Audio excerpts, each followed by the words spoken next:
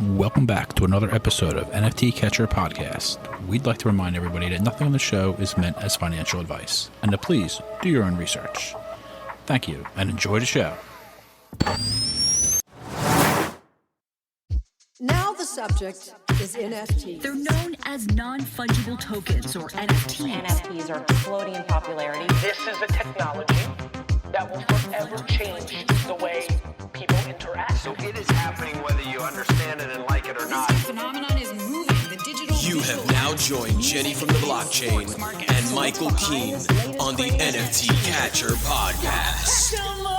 What's up, everyone, and welcome back to another episode of the NFT Catcher Podcast with me, Jenny from the blockchain, and my co-host, Michael Keene. For our first interview of 2024, we have Outer Lumen joining us. She is a data visualization designer and NFT traits researcher. Outer Lumen, welcome to the show. Hey, thanks for having me. I didn't realize I was starting off the the year. That's awesome. I feel honored. You're kicking it off for us, first interview. So we're excited to have you on. Thanks for joining. Yeah, this is pretty dope. I'm pretty stoked. I have no idea where we're gonna take this, but I'm excited to be on the road with you guys. Sweet. That's what's up. Yeah, heck yeah. You know, I've everybody knows I love Coffee with Captain, and you are a regular on there, and I've always been really interested to hear what you talk about. And then recently you were on talking about the traits research you've been doing, and I just found that so fascinating. So we want to invite you on, and we can get into whatever comes up. I have a bunch of questions. Jenny probably has a couple. We like to start. We'll get into your history, but anything you want to bring up and chat about, we're all good with. Sounds good. I'm down. Yeah.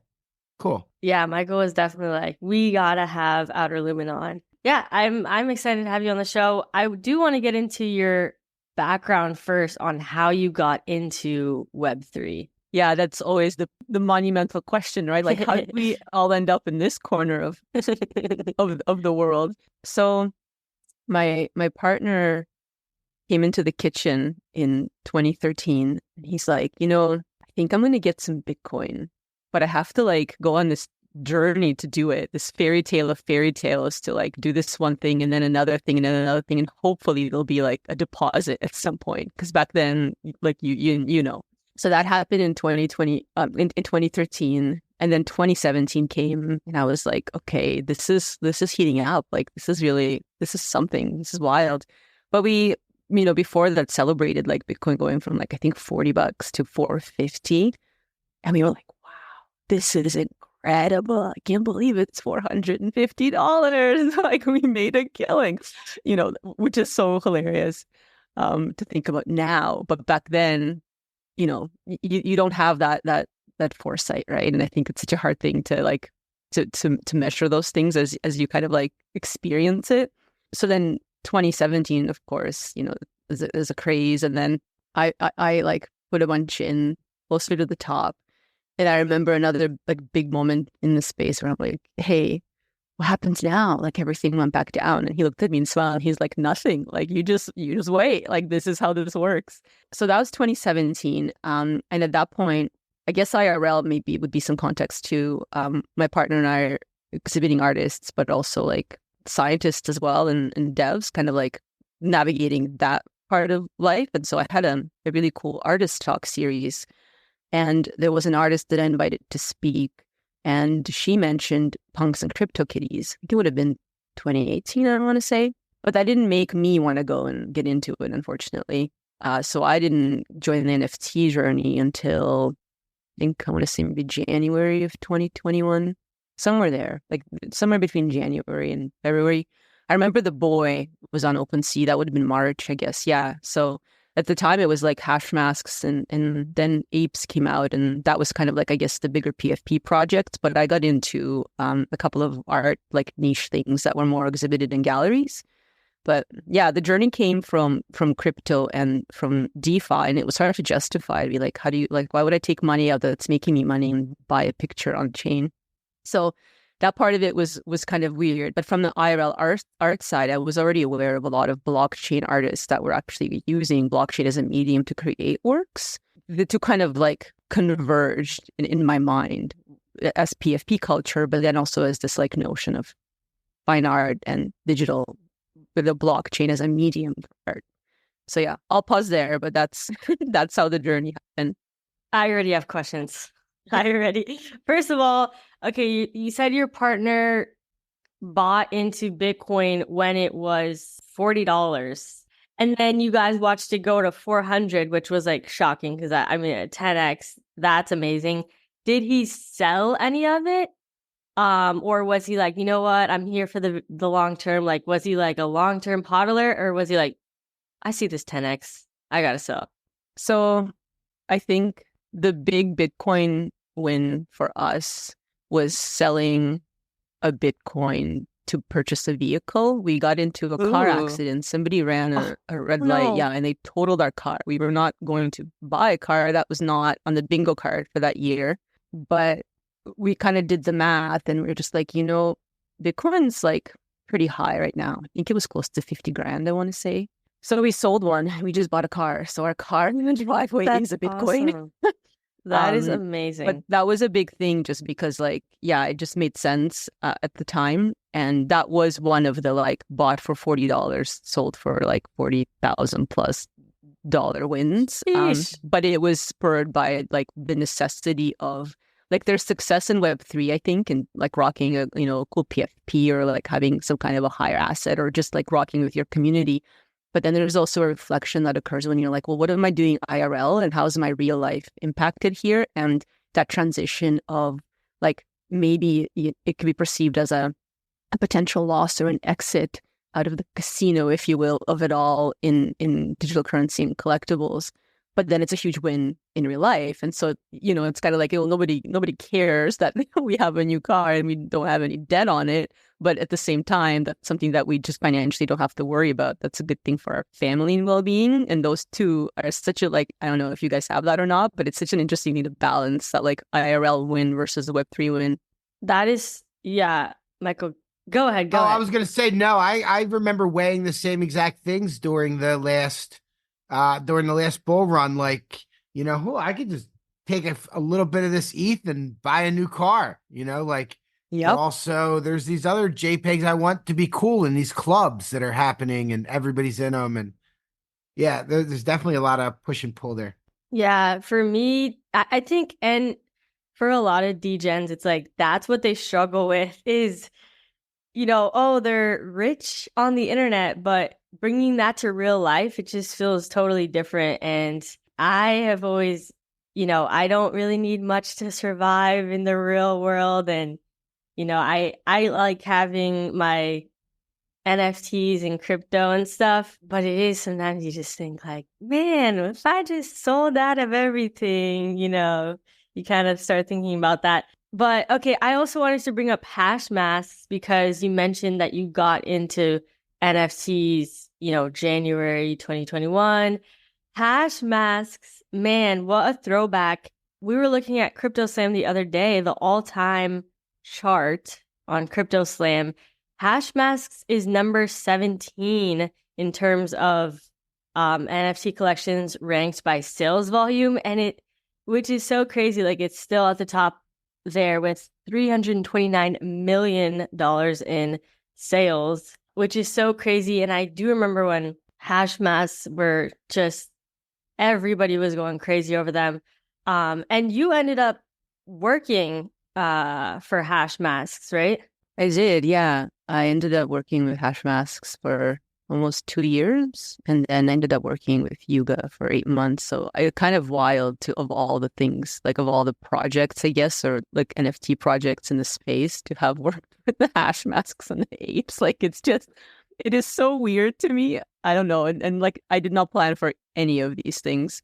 I had my own consulting company, IRL. And so, you know, like I take on clients and I do a lot of like data viz information design type stuff. I work with government clients. Like, I'm not unhappy with what I do. Public speak a lot, teach workshops. Like, it's good. And then this kind of thing was interesting because so at the time, I think it would have been maybe end of May, when Apes launched. And my husband and I are like, let's get like we went through a bunch of apes. He went through the hash masks, and the floor was 1 ETH, I want to say, for both at around that time. And so we got one of each. And I took the hash mask, and he took the ape, and I went into like the hash mask Discord and kind of just started like vibing and doing stuff. And I found the project really interesting. And so like, you know, as one thing led to another, and it ended up joining the team and working for a while. We did like a big show at Scope Gallery for Art Basel. There was like a bunch of different things that ended up happening. There's like an additional art collection that the founders started and then didn't finish that we ended up picking up and delivering to the community. So yeah, there was some really cool moments in the project. And I like the project a lot. What I like the most about it is kind of that like 2021 like PFP kind of kickoff, but yet it's not a PFP, which I think is really interesting. But it collects name change tokens, and you can dynamically change the name of a hash mask on chain if you have enough name change tokens, and those will keep accumulating until 2031. They put that in the contract for a decade. And that's what I find most interesting about the hash masks, that like, I think it's one of these sleeper things that I'm curious to know what's going to happen when some person's going to be like, oh, NFTs, you know, historical NFTs. And like, you know, in 2035, it'll be like, whoa, name change tokens. Let's go naming stuff. So I don't know. It's going to be, I'm curious. Like this to me is a very long term, lots of patience kind of project. I'm curious to see what's going to happen around that scarcity when they're no longer accumulating any. But yeah, so that experience led me to meet some like pretty amazing people. And so as my paths crossed with somebody there, when I wrapped up my tenure with the hash masks, my plan was to go back and work on my coffee table book on traits and my research there. But then a friend I met through the hash mask knocked on the door and was like, hey, kind of need you to join Yuga and help out with some stuff. So I'm like, okay, fine. I'll do that. You know, that makes sense. Okay. So then, yeah. And now I'm back in that, like where I left off a while ago now, just trying to go back to my research in my book because I keep on taking these side plots in my Web3 journey. So yeah. I'm bullish on the next project you join. I'll say that. I'll be listening for that. Hashmax, this is really niche, and Andy's going to remember this, and very few other people will. But Hashmasks did a collab with this company called Terra Virtua, like like April, May, June, July 2021, somewhere in there. And they were selling. Is there anything with that? I'm actually, because I bought some of those early. I don't even remember. They were that you weren't part of it when that went down. I joined it in November of 2021, so that would have been as a team member. Yeah, my first month was November 21, so I don't really know. It's not even. But I was in the community. But I'm trying to remember like that part of it. I remember the big thing was like the whole bow-tied bull community and the clown masks.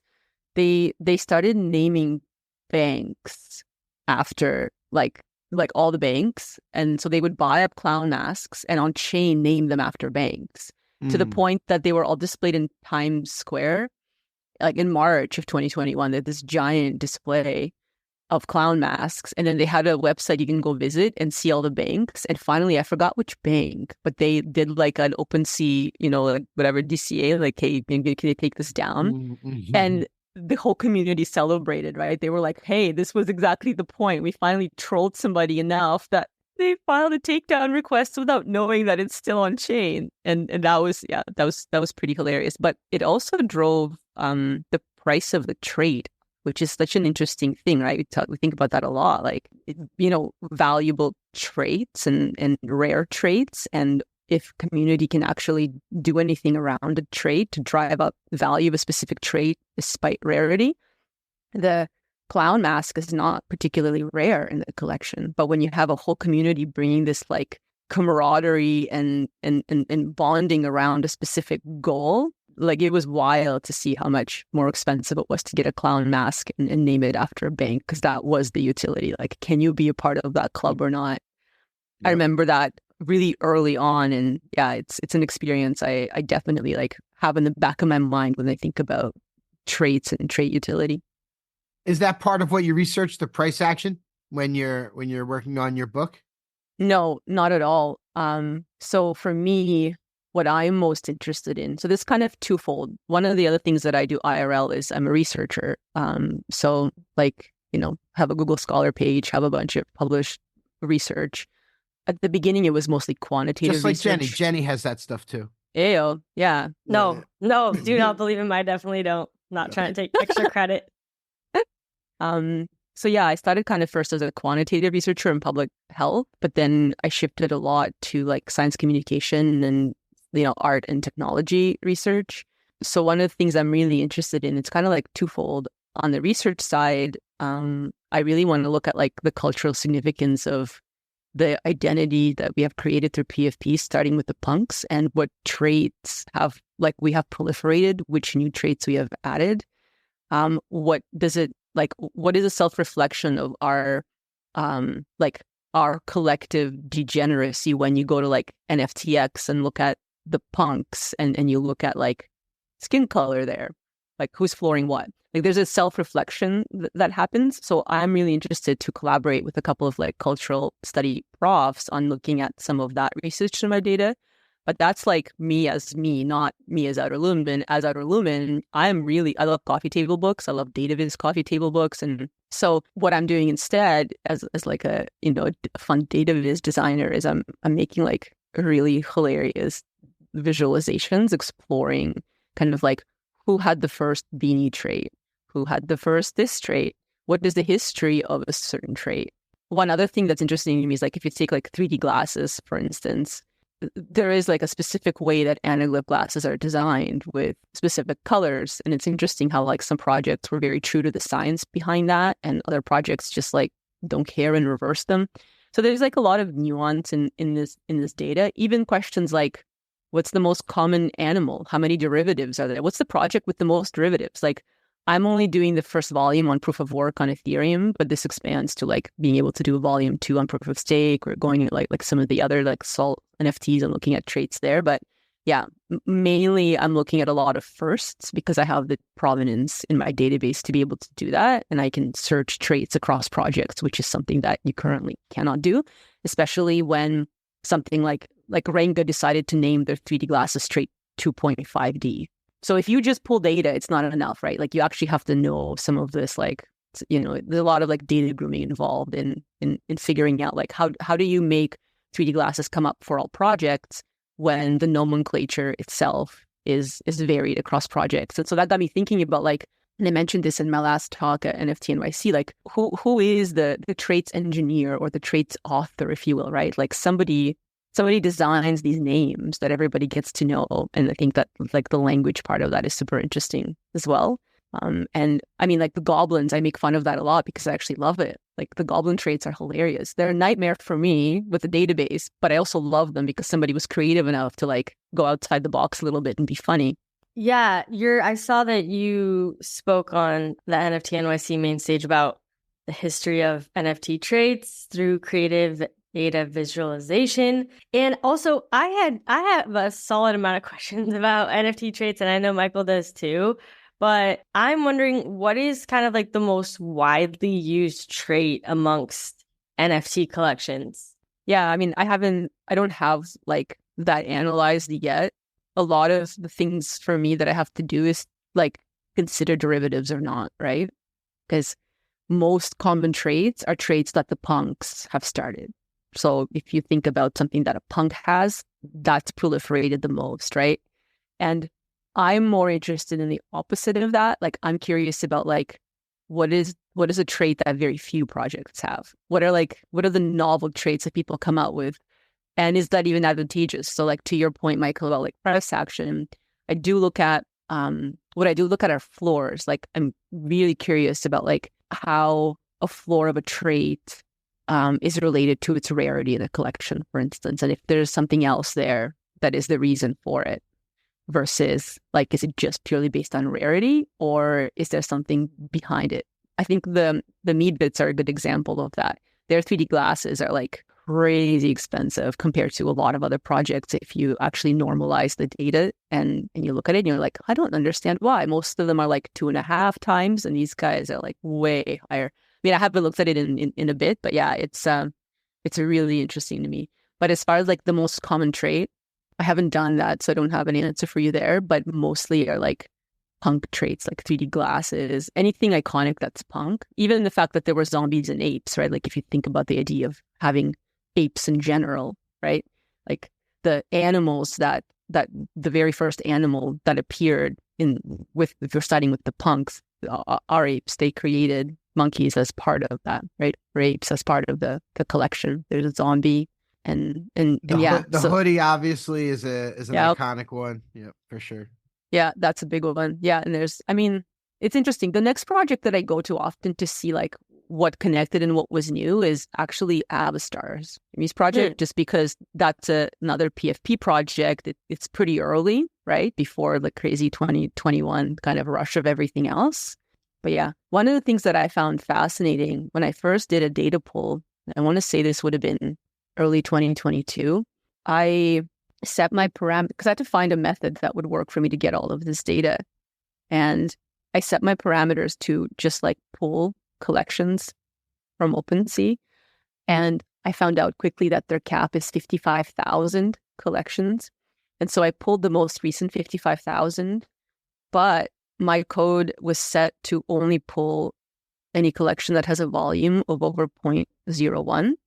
So I didn't want to get rugs, right? Because there's so many that are just like, yeah. So I wanted to have a little bit of trading volume just so I can limit it. But even out of those 55,000, I only pulled 4 just to give you, yeah. Isn't that wild? That is Wait, wild. I don't get it. So you pulled all the collections that have more trading volume than 0.01, but there's only 4? No. So at the time, this would have been in 2022 and early 2022, but past the crazy like rush of like, so if you track like how many projects were dropped, July is like a pretty big peak of 2021, and August is like, and then September is probably the most. I don't have the graph in front of me, but like the volume of collections just being launched because everyone's like, hey, there's tutorials out now, everybody flood in, we're all going to mint projects, right? And so coming off of that, in early 2022, what I do is I went into OpenSea's API and I said, hi, can you please give me every collection that meets the following criteria? So I said I want 721s only, and I want there to be trading volume of more than 0.01. And I actually wanted the supply to be more than 5,000. That was my first pull, just experimenting, right? And so what OpenSea does is it goes from the most recent one minted, but it only goes back 55,000. Like that's the limit. You can't do more than that. So I had to actually I had to devise a whole new method for pulling. But so if you picture in 2022 of like January, I think when I did it, I requested the most recent 55,000 collections. And out of those, only 4 met my criteria. So in 2022 of January, I pulled the most recent 55K, and only 4 of them had trading volume of over 0.01, supply of over 5,000, and were 721s, which to me, they're rugs, right? Like they just... Right. You should basically saying there was so much garbage out. Only 4 projects met your criteria. Actually had volume, like actually sold. What were those 4 projects? Oh, geez. You know? No, well, I don't remember. If it was the end of January, it would have been Crypto Bats by Ozzy Osbourne. It would have been the My Homies, because they were recently in doing that. Homies in Dreamland, Cheech and Chong. As soon as I got that data back, I was like, I want all the projects, right? I don't want just 4. So I actually had to redo my methodology for the way that I'm scraping data entirely. And so instead, I got just under 20,000 wallets of like super prominent collectors, but also new collectors, but just like pulled as many as I could from lists, but also enough that I won't crash the system. And then I started pulling collections from those wallets. That allowed me to amass almost, what do I have, like 7,700. So quite a lot on proof of work. And my cutoff is proof of work. Like I just want to constrain it to that. So yeah, and I actually reduced it. Like I made it 0.001 for volume and for trading volume, and I made the supply 1,000 because I wanted to include random things like toy boogers and there's a couple other things too, right? Like I know gutter cats exist, but they're actually not 721, so I had to manually add them. Like there's a couple of PFP considerations I had to do for my data, But yeah, anyway, but that was what was wild to me with that data pull was just like, holy, this is like every single person that can mint a collection is trying to mint a collection, coming off that tail of like the 2021 fall of the bull run. It was wild. Yeah, that's really telling for sure. One of the things you said that has stuck with me literally ever since, every time I look at an NFT collection, you said this on Coffee with Captain, that the most important thing to you when looking at a PFP is the eyes, right? The view, it's like the window to the soul. And now, like, I was actually looking to upgrade my mutant, and I can barely find one that I like because there's no good eyes. Like the mutants are like, they're terrible, right? Yep. Yeah, I like the wide-eyed trait for the mutants for both M1s and M2s. The wide eyes, I got to look at that. The ones I've been looking at are the grin, the different grins, because those usually have like you don't want the snot face. No, I don't exactly. I don't want the slime running down the face. That's what I'm not into. He has that already. That's literally our podcast cover. I know, but he hates it.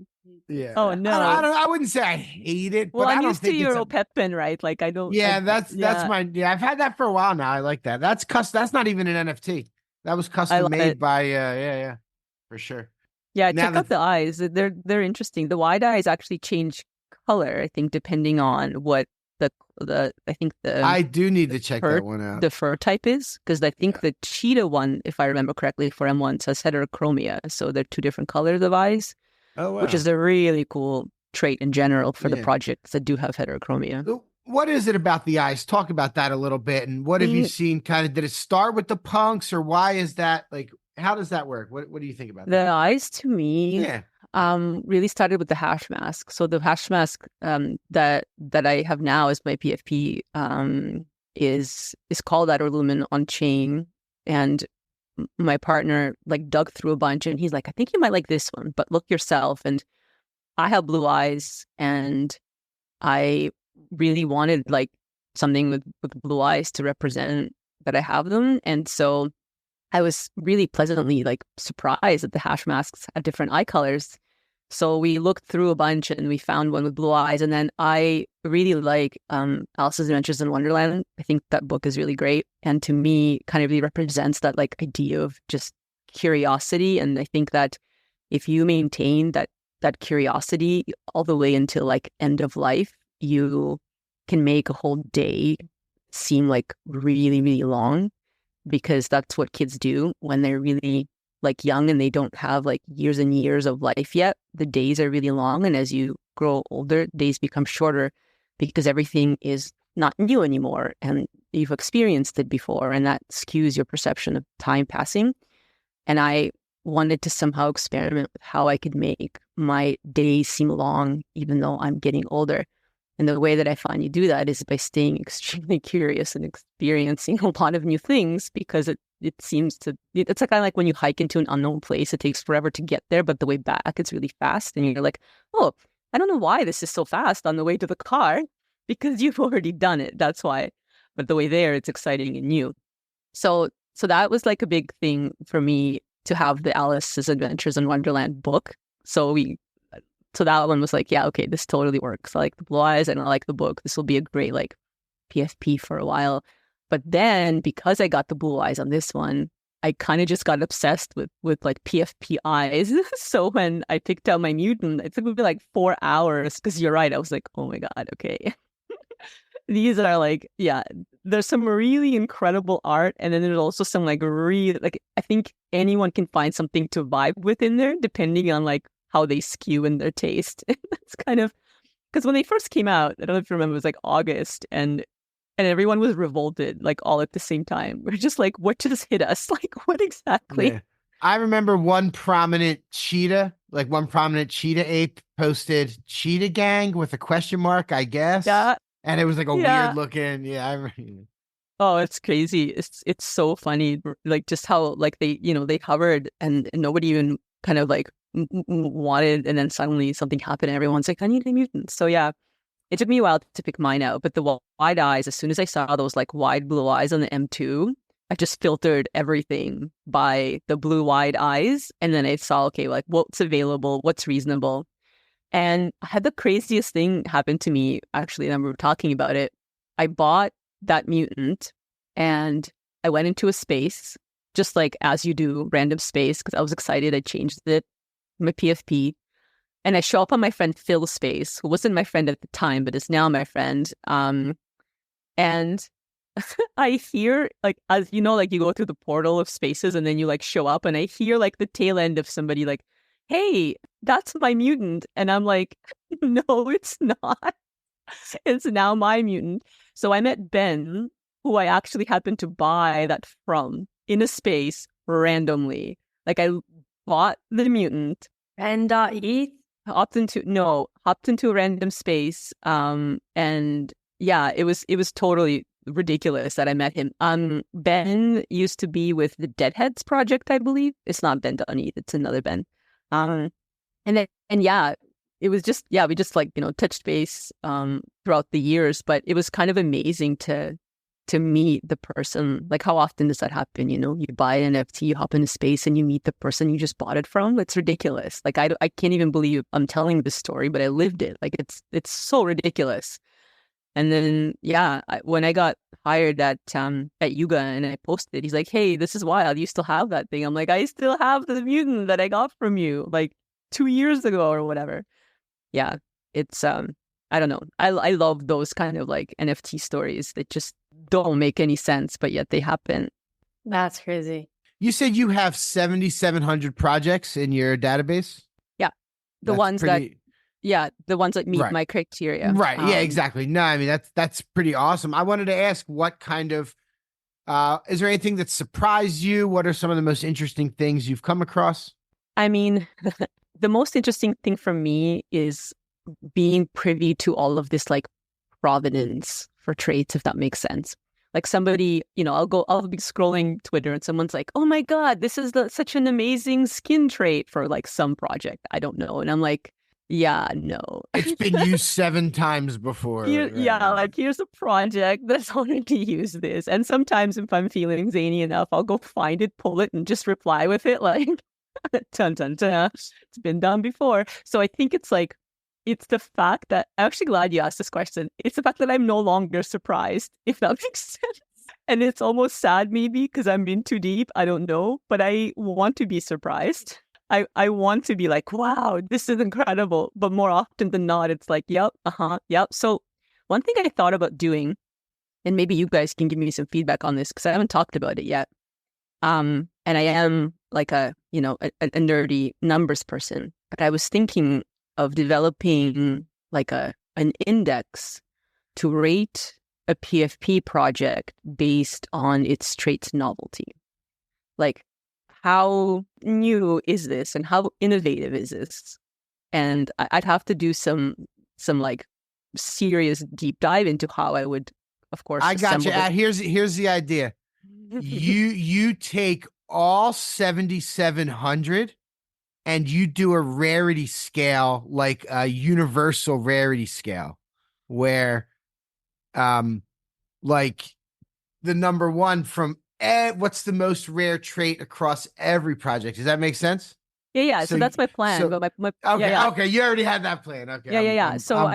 I'm behind the ball. The question. No. The question is more like, should this even exist? Should I come up with like this way of like quantifying, like a score for a project for like a new project, right? Yeah, exactly. Or just any of them. Yeah. Like, I could just be like, the hash masks based on, like provenance, but so much of it is temporal, right? Like it has to do with when it was released as well. Because like if you're releasing something now, if you have my data set, you can, and this is like, maybe I'll do this if I get bored enough, but like I could technically come up with a PFP project with all new traits.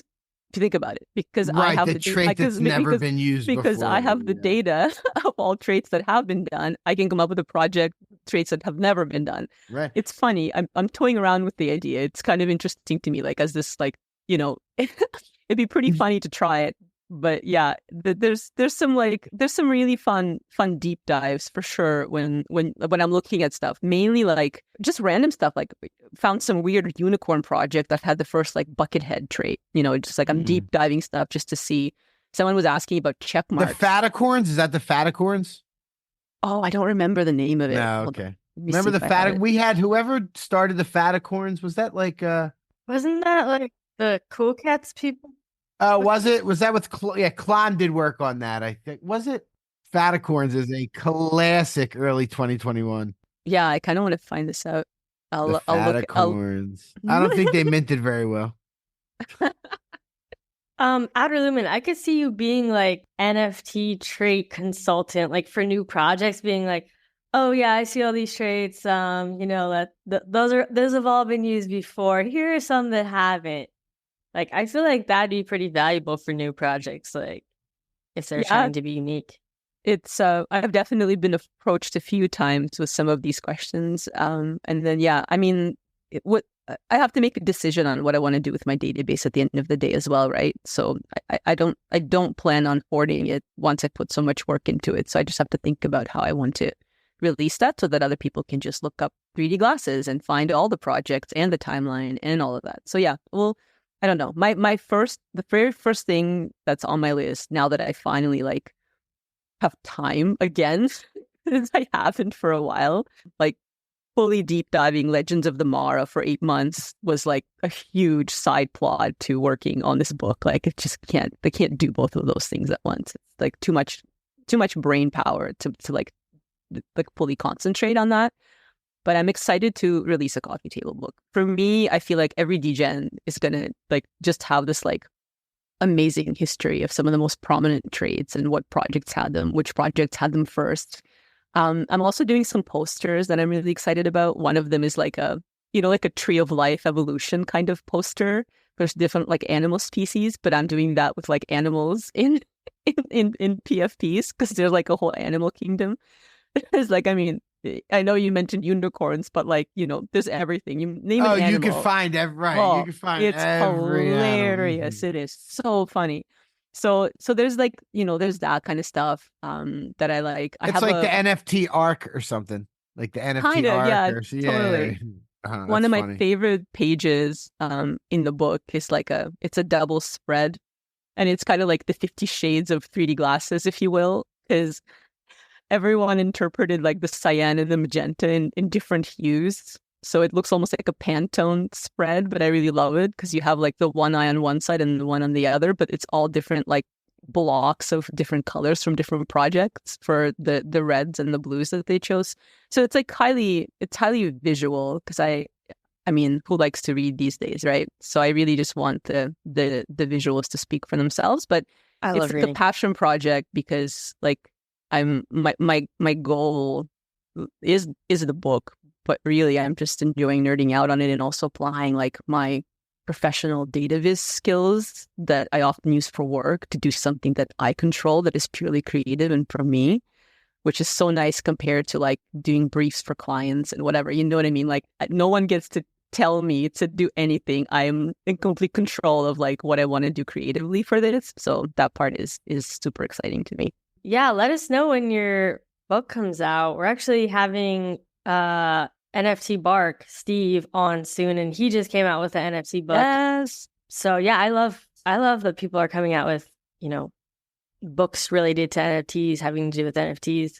Pre-order the everything token right now. Amazon. Absolutely. Oh yeah. Shout out Steve. Get out there and pre-order. I love Coffee with Captain. I remember popping in there when it was those two and Drew. I don't know what episode it was, but it was so early. I don't know how many people were there, but not a lot. And like, I don't know. It was a space that I don't know. It was just like the right kind of space where you could like, but you listen to this show, you know what happens in Coffee with Captain, and I love all of those ridiculous moments. Like it can just escalate to any level, but somehow it stays like its course. So yeah, it's been super exciting to be a part of that, and I am excited for the book. I mean, I found some random. I was at like, I guess it's the US equivalent of a TJ Maxx or whatever we have in Canada. They're called Winners, and I was browsing for some sales on craft supplies, and there's a book section, and I saw like The Metaverse by someone, and I'm like, damn, okay, here we go. TJ Maxx has a book on the Metaverse. I'm game. And I looked up this person on Twitter, and they're active, and they wrote a whole book on the Metaverse. So yeah, the more the more NFT and crypto literature, I think, the better. And yeah, I don't know. Like the idea of releasing a project for me is not necessarily out of the question, but I really need a strong why for that. Like I don't want to just put out like a PFP project. There has to be a really strong reason as to why I would put out anything. It's the same reason as to why, like as an exhibiting artist IRL, I've not done anything on chain because to me, like my favorite NFT project of all time ever is the Worm.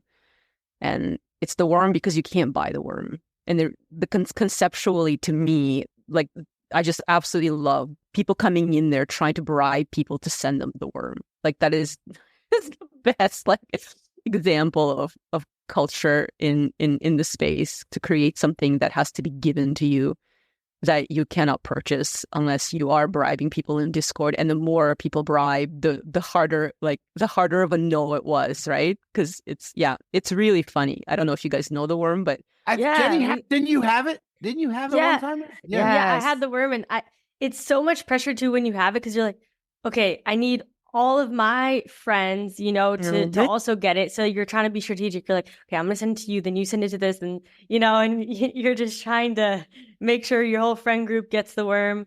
But yeah, I remember getting it kind of early on. I think I'm like 100 something. I don't know, but nice.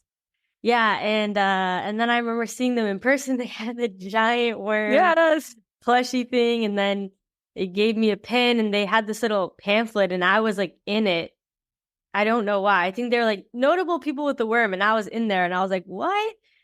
But that's amazing. Praise the Worm is dope. Yeah, I love the Worm.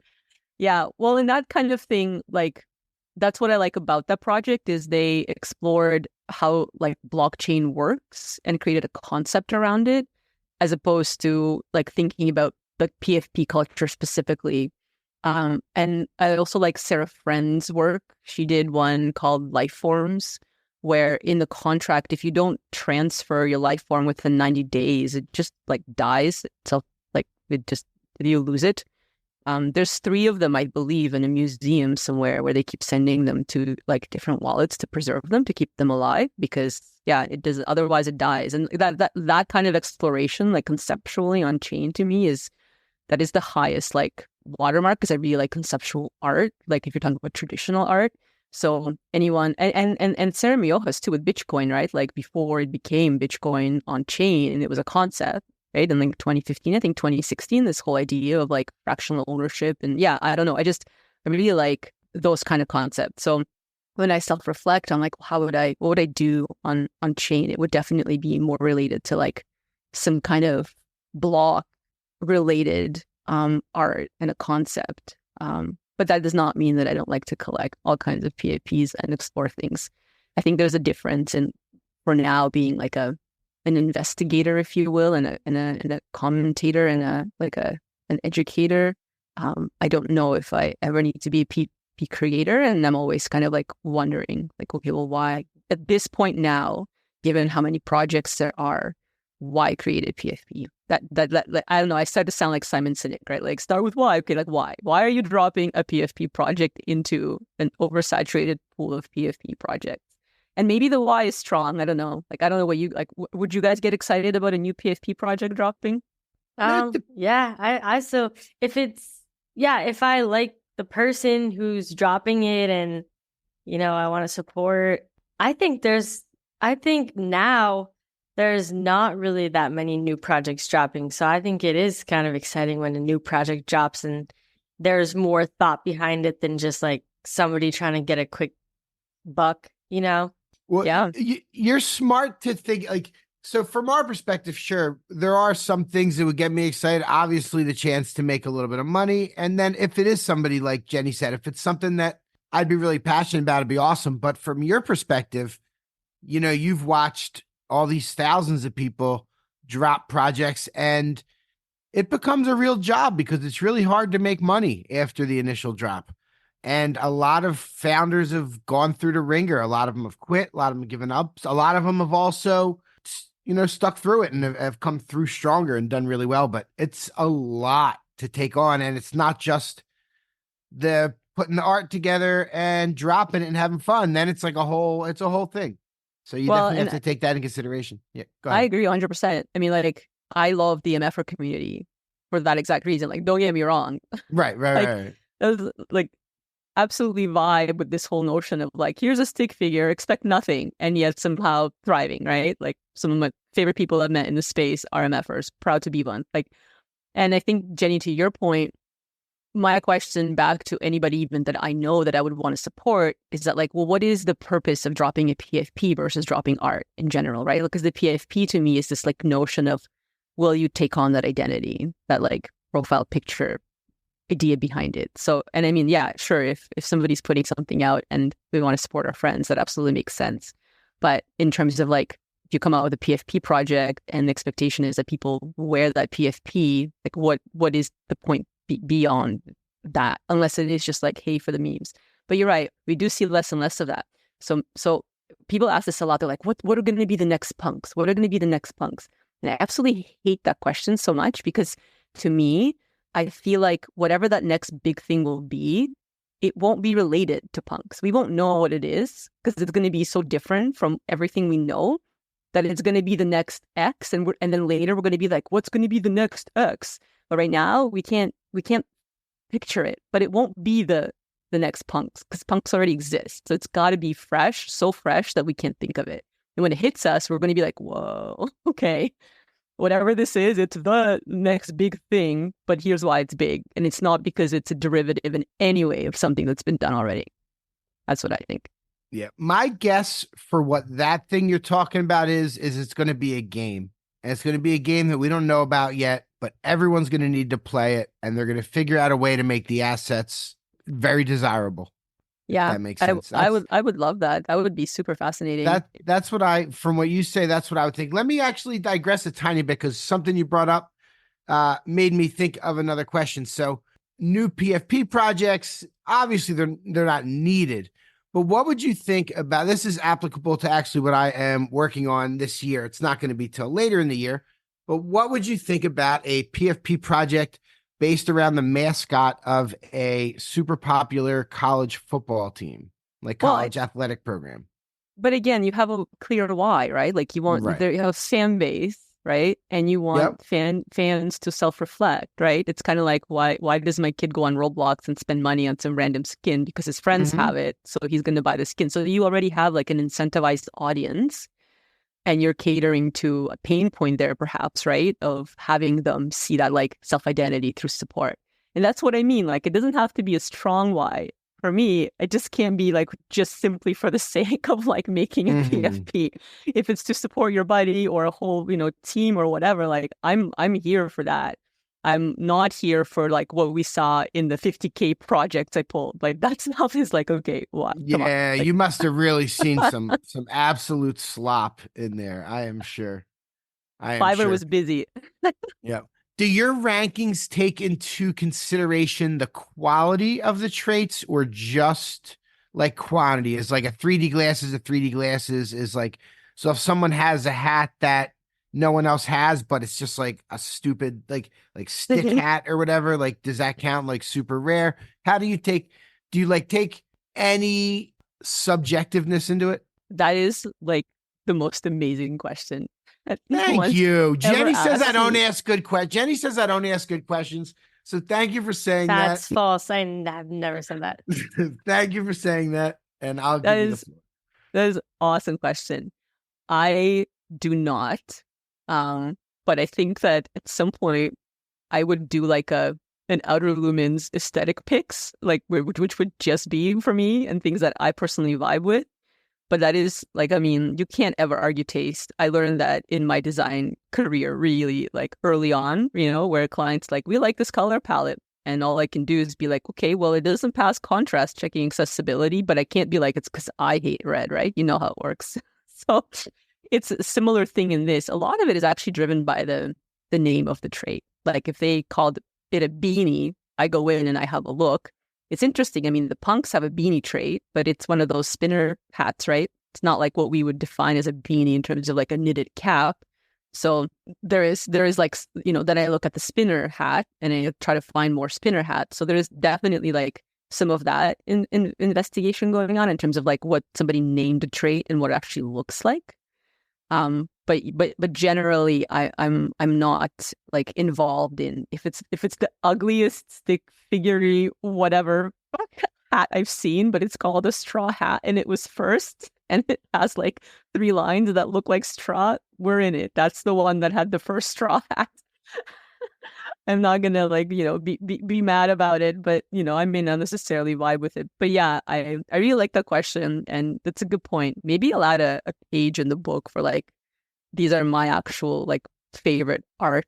These are like the art things that I enjoy, that I like throughout seeing that. That's a good point. That's like I'm totally gonna do that. Be like author's note. By the way, here's what I actually vibe with. And then how about the phenomenon I've noticed where like when a project would come out and get popular and there would be a new trait there, but that was really rare. Like sometimes so like the next project will take a rare trait from someone else and make it unrare. You know what I mean? Someone will put laser eyes on half the project or something like that. And that might affect those things as well. I don't know if you've thought about that. I know that's really getting deep into it. I find it so interesting. Like, oh yeah, that database. I could look at it for like days at a time. I'm a data guy too. I love that stuff. So that's just so cool that you put that together. I'm fascinated.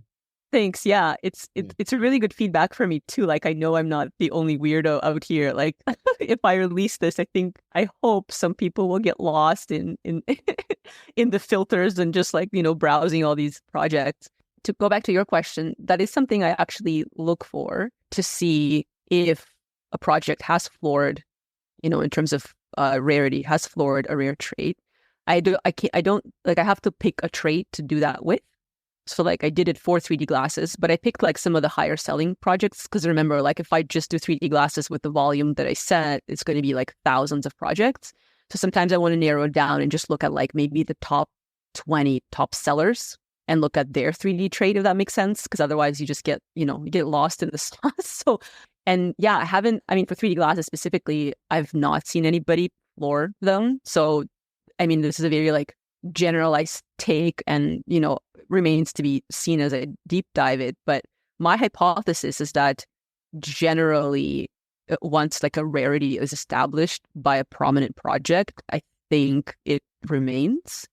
But I haven't done it for like a ton of trades. So if I find something, I'll definitely I am looking for that. I think it's really fascinating to me because to your point, like, take a gold body, they're very prized, right, on the lot. So like, is there a project that has gold as like the main base and maybe like something else isn't? But I haven't seen that yet. But I'm sure it's out there. I hope I find it. I really do. Yeah. Well, it's good to hear that people are respecting the rarity. I like that. So far, yeah.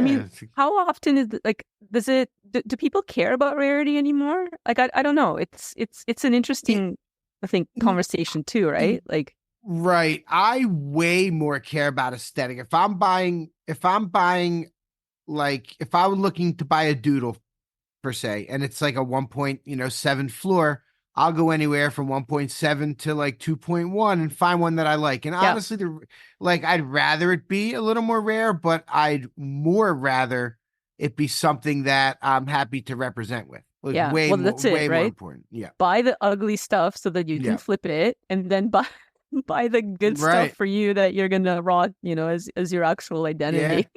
Yeah. I like Jenny's doodle in the background. So iconic. Yeah. Look at that. That's awesome. Love it. Jenny's got a great setup. Yep. There's the Avastar there too. You mentioned Avastars. Yeah. With the crown. Yeah. I have one of those too. That collection is growing all the time. No, it's just, I never show the whole thing but I'm on my stand-up desk today. So you can kind of see more, but I've had all these for a while, but yeah.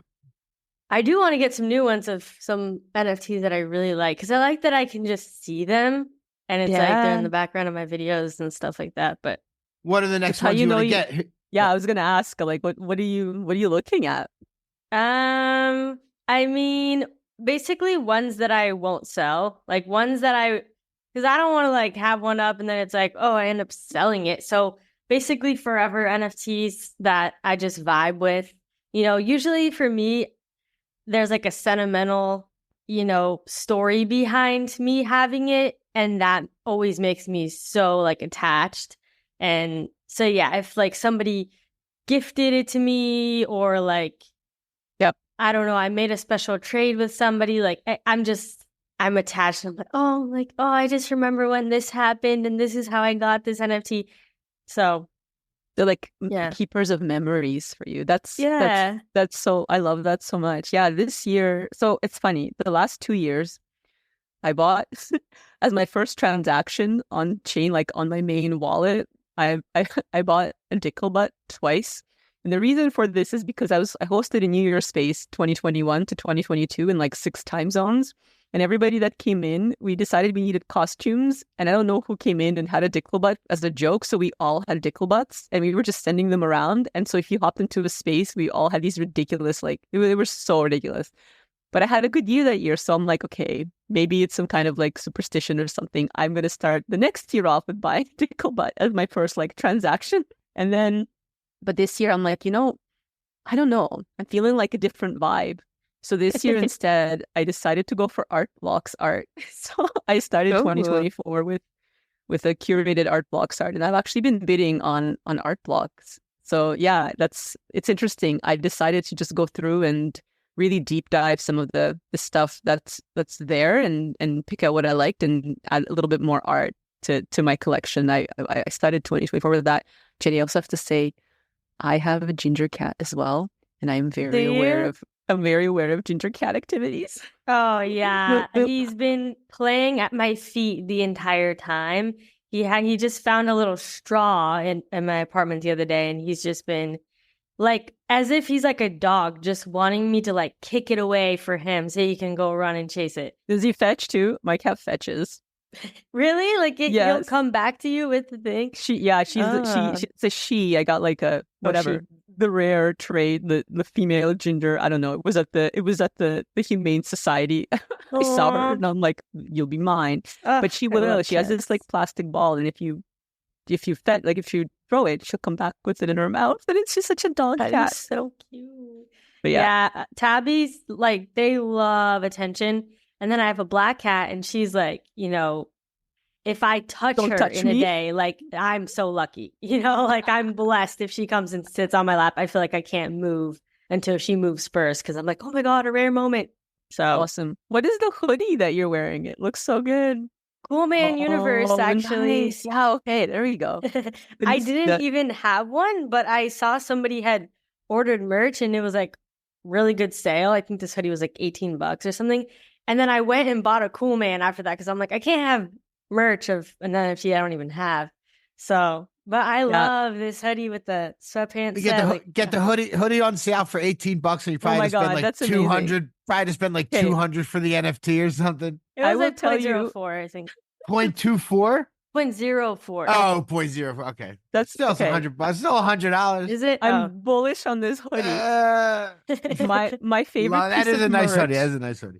Okay, I'll tell you guys my favorite piece of merch that's related to NFTs, and it might be surprising. So as someone who has like all the ape things, like Pixel Vault, Adidas, like I don't know, I bought in like so many things, but I absolutely love the Alien Friends blue GM hoodie. It is bright blue with blue GMs that are like reflective. And to your point, Jenny, I've been like, I have an alien friend, but nice. I want like the blue hoodie alien friend to match the hoodie. So sometimes I go in and see if there's any for sale at like a reasonable discount so I can have like the actual trait.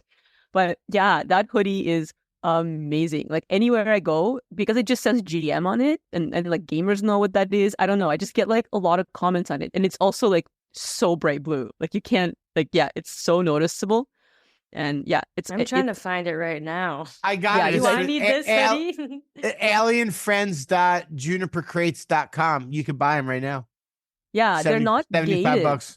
They're not gated and they're not exactly cheap, but I love it. Just get like biggers because I washed the first one that I got and it shrank. So then I went for like a huge one and it shrank to like perfect oversize. But yeah, I absolutely have 2 of them now, and I love it. And yeah, it's such a like, it's the thing that gets like so many comments because it's like the weirdest looking blue ever. It's so bright, and yeah, I don't know. I vibe with that, and I love that it's a GM. I don't know. There's just something about I love that. Yeah, but now I'm gonna go in like deep dive Cool Man and their merch. Yes. No, their merch is like crazy cheap right now. I don't know Is it still like it's still public, or do I need? I guess I don't need a token. Okay. Yeah, it's public. They have the hoodie was $20, sweatpants 18. Are they matching? Do they have like planets on the sweatpants? Yeah. What? Oh, it's so sick. Girl, I wore it out and I got like and I never get compliments on my outfits. And people were like, "Wow, I like your fit." And I was like, "Oh yes, let's go." Okay, I'm so doing this. Yes, get all I the love cool grind. Let's go. Yeah, I need more merch. This is great. I know you can never have enough NFT merch. I have way too much.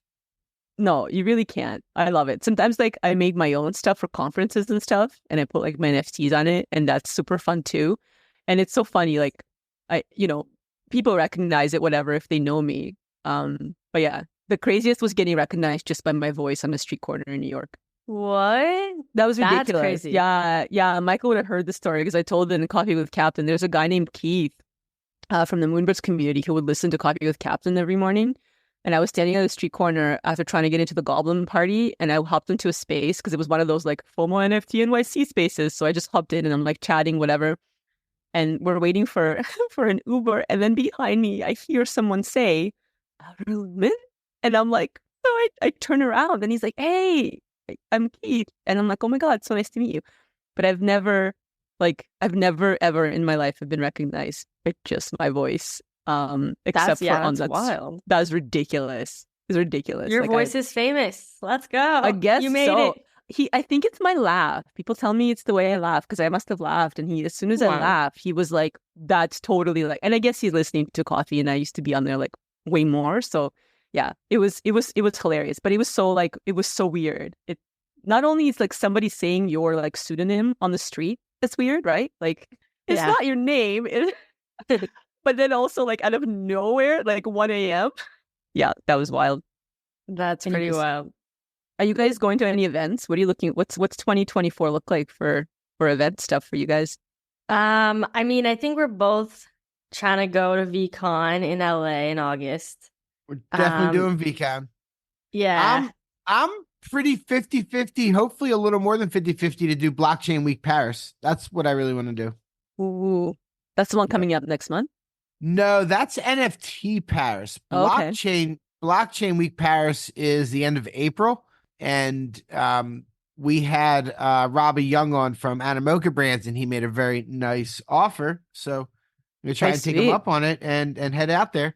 Also, what else do we want to? What else? I kind of want to do NFT NYC. I would like to, but Paris is the same month.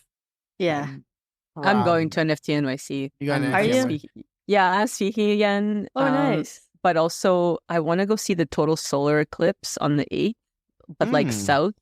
So I think the plan is to like drive and do NFT NYC from the 2nd to the 5th and hang out in New York for a bit, and then head down to Texas and see the total solar eclipse. Oh, let's go. I'm in Texas. What? Okay. Wait, so what's happening here?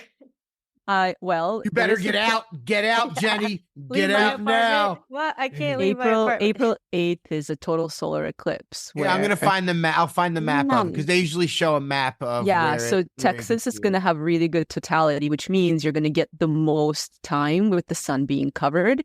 And as long as you have special glasses, it's like some of the coolest stuff you'll ever witness because the sun disappears. And it's like, I don't know what time this one is, but the last one in 2017, we were in like St. Louis. And it was wild. All of the night insects started, like they just came right out at 2 and the temperature dropped like a ton. It got cold. It like literally became night at like 2 p.m. just because the sun was blocked. And to like physically experience this is wild because it makes you understand like if you're in like some kind of sci-fi movie or novel or something where like the sun disappears, this physically happens to you and you're standing there and you're like, why is it night and why is it cold even though it's 2 p.m.? This is crazy. So it's happening again. And if you're in Texas, you likely are going to have sun in April, which is why we're heading down so we can actually see it. Hey. And Jenny, check out the map I just sent you. I'm not going to say whether it goes through your town or not, but you can look at it. Thank you for the map. Yeah, I clicked on the link. I see. That's dope. I didn't even know about that. So thanks for putting that on my radar. I'm here to bring the total solar eclipse alpha. Yeah. Fun fact. So April 8th. April 8th, I guess. That's the date. Gotta put that in my calendar. It shows all the cities it goes through. Yeah. They Pretty do this. cool. It's really wild that we're getting two of them in such a short amount of time in 2017, and then 7 years later. Usually like they don't happen that often. So it's kind of cool that we're getting two almost in a row, I want to say. Air quotes for solar eclipse time. 7 years to the minute. I have a cousin that swears the earth is flat. And like you're not kidding? This. No, I'm not kidding. And he's actually like a smart dude, but he's like too smart for his own good. He gets caught up in these YouTube videos. But do you ever wonder if he's just trolling you or not? Like at some point? No, he's not. There's other things. How do you really know? He doesn't think the dinosaurs existed. Like he's not funny. trolling. Yeah. Like end of sentence. Yeah. Sometimes I like to troll because I think it's funny to troll that. Like, I troll too. I God. get people going too. Like I'll hype them up. If there's an article that even like slightly insinuates that he might be right, like the other day NASA postponed like a moon landing or whatever, and I sent it to him. He's like, "Yep, of course they postponed it. They can't do it. It's not real." He's like, I definitely get him going. Oh my gosh, that's so funny. Yep. Okay, we got to get into gas words here, which is our final segment, and it's our rapid fire questions segment, where we each ask 5 rapid fire questions that may or may not have to do with the NFT space. So, are you ready? Oh my God. Okay, I'm ready. Okay. Actually, my first question is a community question, and it is, what is your best purchase and worst purchase in Web3? Ooh. Okay. In terms of community? Oh, no, I just meant someone in our community asked the question. Oh, got it. Okay. Okay, so I guess in terms of like gains or what? Like it's hard to explain. Whatever you want. Yeah. I'm gonna answer it in terms of gains. Like just like why not? That seems to be the most like, interest. So in terms of gains, I think Cool Cat was probably like, a decent win. Worst purchase, I don't know, man. Whatever's in my hidden folder, like just, we all have them. I think my best purchase in terms of like what I value for myself, that's still in my wallet. I wanted this particular hash mask in July of 2021, and I put a heart on it, and it was a whale that held 183 of them, and I knew I was like never going to get it because you never know. And 7 months later, in the middle of the night, I see it up for sale. And I didn't have enough ETH, and I was like, I need this. So luckily, I'm in a degen relationship. So when I wake up my husband in the middle of the night, I'm like, wake up. He's like, what's going on? He got up and he gave me some ETH, and I bought it. So 7 months after wanting something, I ended up getting it, and I have it, and it's mine. And that is my best purchase, not because of value, but because of pining after something. Talk about delayed gratification. You had to really wait a long time for that. I blinked like, it's late, and I'm looking and I'm like, is this for real? And then my heart was still on it, like, so I could tell it was the right one. I'm like, oh my God, this is happening. This is crazy. Yeah, that was the best. That is a great story. I have one NFT like that I have my eye on. It's only one. It's my original Keen Kingfisher V-Friend that I sold originally for like 5 ETH and haven't. It's just sitting out there one day. I'm excited to recon. I was supposed to go last year, but my partner broke his hand. So hopefully this year we end up going. Do we know your partner? Because you say he's in NFT. Yeah, his name is Divide. He's Punk 6529. Yeah, imagine. No, I'm just kidding. Yeah. And even if it was, I wouldn't tell you, right? Yeah. So no, he goes by Divide. I think it's _RIP now because his account was suspended in that whole realm of suspended accounts. He's fairly introverted, but I get him out once in a while. But yeah, he's around. He's just kind of busy and not exactly like a person that wants to go on spaces for 3 hours. Right. Heck yeah. All right. My first question is, what is your favorite travel destination? Oh, so I'm a rock climber.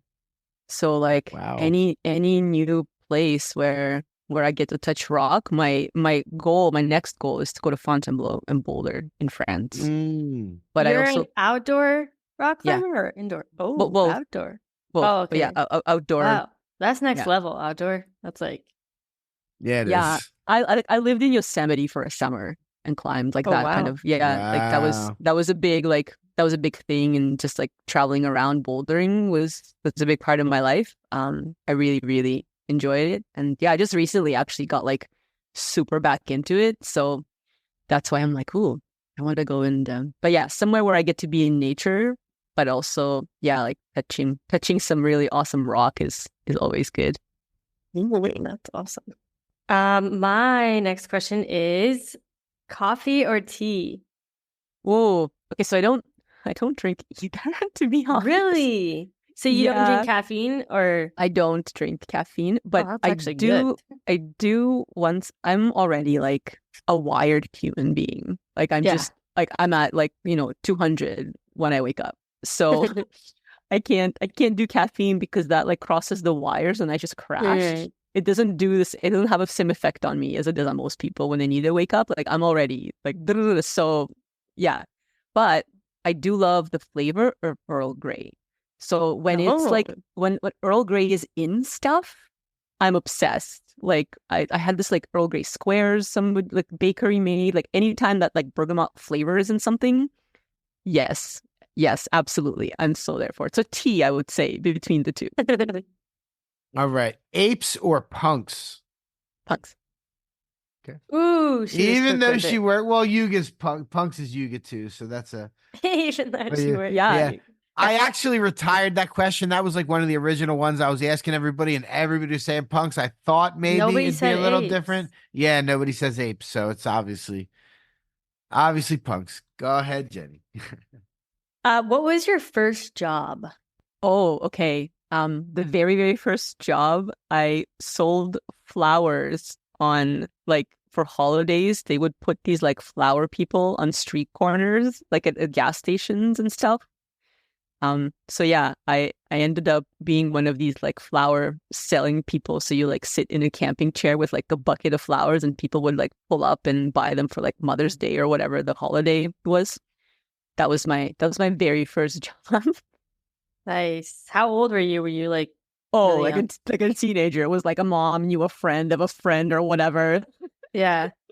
Yeah. That's cool. What is your favorite flavor of ice cream? Chocolate orange is like the best. That would be specifically. Chocolate orange. Yeah. Hey, what's in your hand? I saw that. This? It's a What? He's the a rock heck? climber. He's practicing. It's a hand Yeah. squeeze. A hand. You're trying to strengthen your hands. Wow, Yeah, you're I'm just- multitasking over here. Okay, I see you. Yeah. What'd you think it was? You tried to catch me with something else, didn't you? I thought it was a pipe. I know. That's what I figured you thought it was. That's what I figured you thought. I would never disrespect our guests by doing that on the air. That's insane. Oh, I would not be disrespected, but also I really vibe with the glitter sparkly headphones, Jenny. That's Those Oh are my nice. God, wait, I gotta show you this because I so dope. finally finished them and I spent hours over the last month or so like doing this. You did it. I am obsessed. Oh my God. Those are amazing. Those are amazing. Yeah, I love Those are like nice. flinging things out. And I even did my mic a bit. and- Love it. yeah. I'm thank all you. about like shiny things. Absolutely. I bought this glitter wood stain. My husband's like, bro, you can't stain our wood with glitter. I'm like, why not? Love that. Yeah, don't you just love sparkly things that catch your eye? So I don't think you heard my third question, right? Because I glitched out there. no. Is that what happened? Yep. So favorite flavor of ice cream? Oh yeah. Yeah, I we said did hear that. Yeah. Oh, I I, said- I didn't hear an answer. I didn't It's hear an okay. answer. It's chocolate orange. Chocolate orange. Wow. Okay. Yeah. Who sells that?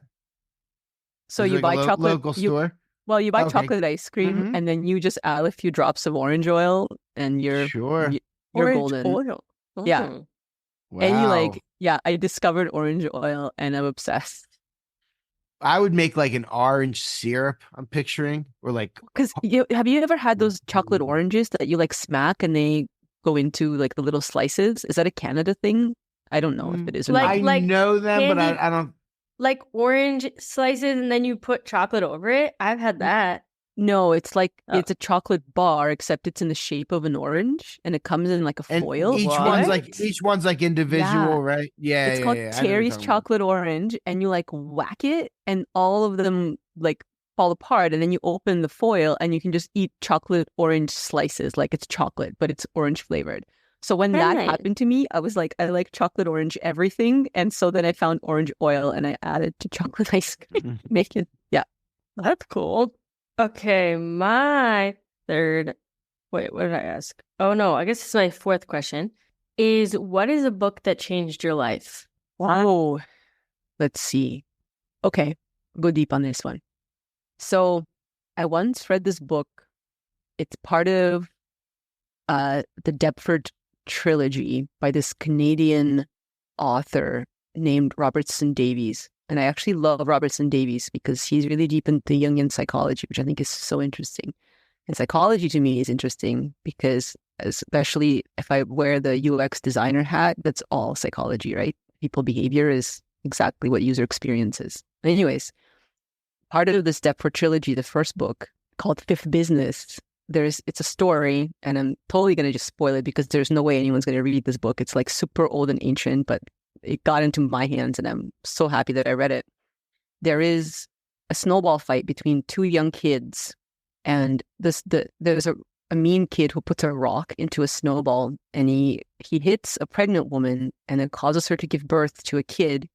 And the whole trilogy revolves around that kid being born, and later they meet, and like it's so ridiculous how like it made me realize that things that I do in my life will have an impact on my life later, like nothing else ever has, if that makes sense. Because I'm very like live in the present, and that book really helped me understand that at some point I will be like 60.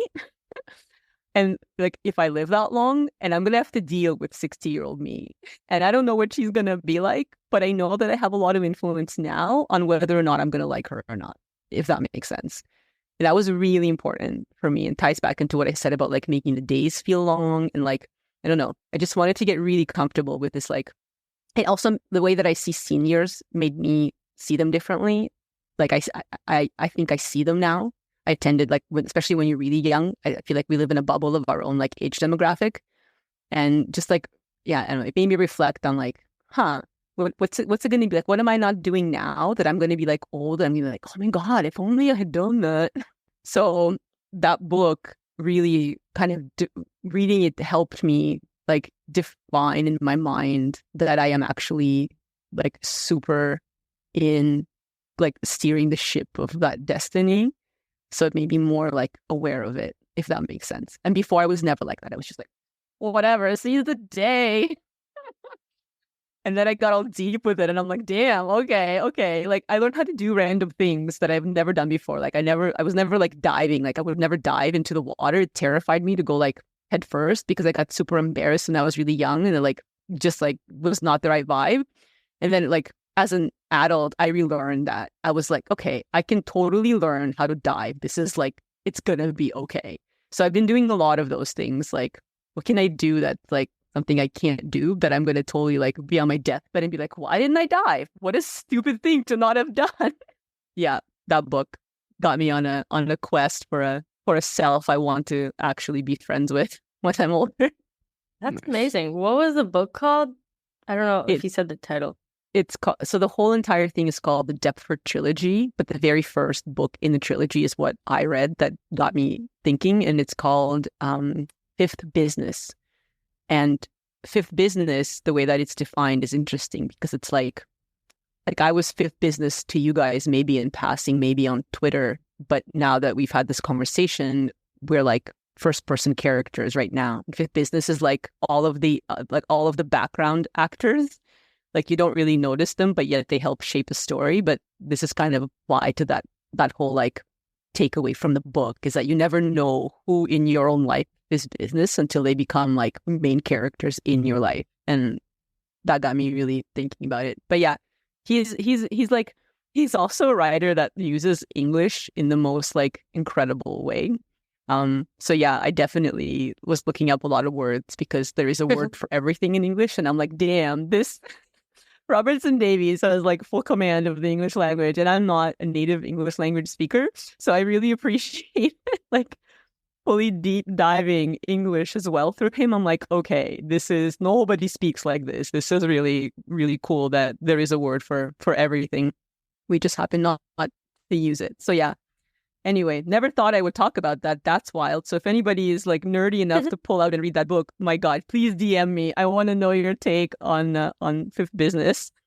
That was great little story. Thanks for sharing. Yeah, heck yeah. Where is your favorite museum? My favorite museum? Yep, museum. I love that question because everybody makes fun of the way I say museum. And you didn't even, sometimes people don't even understand it. Like, you're like, what word was that? Well, I wasn't sure if you were going with like, there was like music, or maybe I'm like, museum, yeah. I'm like, is it music or is it museum? My favorite museum. Well, yeah. I would say a big highlight for me experientially is the Exploratorium in San Francisco. I don't know if it classifies necessarily as a museum per se, but what I like about it is it's all hands-on. So like you really just get to experience whatever it is, as opposed to being like talked at, if you will, through exhibits. You get to feel and interact with the exhibits. Everything is like touch or play or whatever. It's very play-based. And I really, really like that a lot. So that one is definitely like up there. And then I have to pay homage to I used to live in Ottawa in Canada. It's like the capital, and it had the National Art Gallery. And so my mom was very much like, you have to study science. You can't do art because art's going to make you no money. So you got to like go the science route. But in high school, I would go. So they have a free night on Thursday nights, or I don't know what night it is now. I think it's still the same. It hasn't changed in like years, but I would go to the art openings, and I would go to the gallery, and I gave myself the like 5,000 or whatever hours of art education because I really was interested in art and being creative, but I wasn't allowed to like pursue it professionally. And, you know, you kind of listen to your parents at the beginning. Yeah. And I was like, well, that's ridiculous. But it was really incredible to completely get an art education by myself through being super inspired by all the rotating exhibits and just like reading curatorial statements. And so it was like, when I started exhibiting my own art, it was wild because I just had like a science CV, but I could write curatorial statements. I could install a show, and I created my own art. So it was very much like, it was really weird getting my first exhibition just because I did not come from an artistic background at all professionally and academically. But yet, because I gave myself that like huge stepping like stone into it, I was able to like transition and finally, you know, be an artist without having done like a BFA or whatever, like at the level where you are exhibiting. So yeah, it was really cool to do that. So those two are like, yeah, I love the experiential stuff, and I absolutely have to pay homage to the National Art Gallery because my art beginnings like 100% are there, and kudos to them for having like free accessible like nights to people that just like wouldn't pay to go see art. I think that's so huge and important to be able to do that, because there's no way I would have paid to go. So the fact that they had a free night was big. Nice. Okay, my last question is actually pulled from something you said earlier. I'm just gonna make this my last question. You said that English is not your native language. What is your native language? Yeah, my first language is Russian. Russian. Oh, yeah. I came to Canada with my mom as like a refugee. We got sponsored, and then did the whole classic like immigrant whatever story. So yeah, but it's interesting. Like, I don't know. I've been thinking about that a lot in terms of origin, talking to some of my friends that are also immigrants, especially like some of my Polish friends, and just like identifying, especially with like 23andMe and some of the like, shout out genome stuff, Genomes DAO is like the Web3 version of that. I don't know what they're up to, but yeah, it's funny. Boy. I know, digression. But anyways, just thinking about like origin. I don't know if you guys have done yours. I haven't done mine yet, but I'm super curious about it. Because I know like my mom is interesting. Like she was born in Moscow, but her parents were not. Her dad's Polish and her mom's Ukrainian. And so it's interesting. It's like, well, I was born in Moscow, so I'm Russian. Yeah, I don't know. It's been fascinating to like deep dive that kind of stuff. And it's happening a lot too with folks in Canada who are like finding out that they have indigenous roots, right? So like this whole, I don't know, maybe a story for another time, but it's really interesting to kind of like deep dive some of the genetic stuff that's available now to people. And it's like, well, what about the story that you grew up with versus like the genetic story that you're told, if that makes sense? Like, and how do those two combine together? Yeah, that is very interesting. I definitely haven't done the 23andMe thing. I had a friend who did it, and that's how she found out she was adopted. And I have heard so many of those type of stories that I'm like, that's a little scary. I don't know if I want to know things that I don't know now. Like, I just kind of want to believe whatever I believe now. And I don't think I'm adopted or anything, but it's kind of like, I don't know. What if I find out something that I'm like, okay, I didn't want to know this information.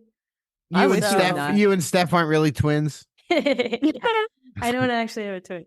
No, that would be crazy, but I don't want it for the disease. Like in Canada, I don't know if you have that in the US, because I remember they were like getting some kind of different laws or whatever. But in Canada, you can get your health one, right, for all of your like potential genes for various cancer markers and stuff and other diseases. And I'm like, that's me putting a target on my back. Like I don't necessarily need to know that. Like, what's the point of that? I'm just gonna. That will overshadow. It'll like manifest it, right? Right? It's just going to overshadow like the entire existence that I have from getting that report and being like, oh, I'm there, like I don't, I don't like, even know this. Your day is 2037, it's like, what? Yeah, right? It's like, no, I don't need to go down that that battle. If I'm feeling okay, fine, Yeah, it's so weird. I definitely know people that have been affected by that. Like not so much like that story's crazy, Jenny. Like, I can't even imagine like what that's like. But yeah, I have folks that are now like super obsessed with like that identity. Like, I'm going to die from this. It's like, okay, but you're alive right now, and that won't happen for like 40 years. So calm down. Nice. Okay, I'm going to say this before my last question. First of all, this was a lot of fun. It was a pleasure, and the reason I can let you know that it was is because Jenny does not let interviews go this long ever. This was like an hour and a half. It's usually an hour. And that means that it was a good one. But it was an absolute pleasure. My final question for you, though, is what is a goal you have for 2024? Oh, my God. My goal for 2024 is not to get sidetracked and just release my damn coffee table book. Yes. Oh, my God. It's my dream. I just want to get it out. I'm already been so like, I've had some things come up. Do you want to do this? Do you want to work on this? And I'm fighting. Like, picture me like Link, with my shield, top armor, my sword, and I'm just like, no. I'm saying, you know what? Get your book out, because those offers will keep coming in, especially afterward, because you're crushing it, and the people are always gonna want, excuse me, are gonna want you, on their staff, want your expertise. So get that book out for sure. I appreciate that. Yeah, that is my like laser focus 2024 goal. Nice. This is it. Yes, I'm doing it. No more digression. All right, amazing. I do need to make my move, but okay, I'll wrap it up. Outer Lumen, thank you so much. I appreciate it. Thank you both. This has been so awesome. I really appreciate you both taking the time and talking to me. This is great. Yeah, thank you for coming on. This really has been a great episode. And Michael, he always lies about me, but that last thing he said was true. I usually cut it off after an hour. So no, this was great. And yeah, let us know when your book comes out too, because we'd love to shout it out on the pod. That'd be sweet. Yeah. And if you come to New York, definitely let me know if you end up going to NFT NYC. Yes, I will. Yeah, I hope to go. So yeah, I'll hit you up if I do end up going. But Michael's like waving as he's running off in the background. But yeah, thank you so much to everybody who tuned into this episode of the NFT Catcher podcast, and we will catch you in the next one. Peace. Thank you for tuning in to the NFT Catcher podcast. We hope you enjoyed today's episode and learned something new about the exciting world of NFTs. If you enjoyed today's episode, please take a moment to subscribe to our podcast on Apple, Spotify, or wherever you listen to your podcasts. And if you really love what you're hearing, please leave us a rating and review on your favorite platform. If you want to stay up to date with the latest news and insights from the NFT space, be sure to follow us on all the socials at NFT Catcher Pod. You can follow Jennifer at Jennifer_pseudo and Michael at NFTicket. I'm your producer, Andy, and I'm at AJC254. Our theme song's by It's Just Los. We always appreciate your feedback and support, which helps us reach more people and bring you informative and engaging content about NFTs. We look forward to bringing you more great NFT content in future episodes. Thanks for listening. Peace.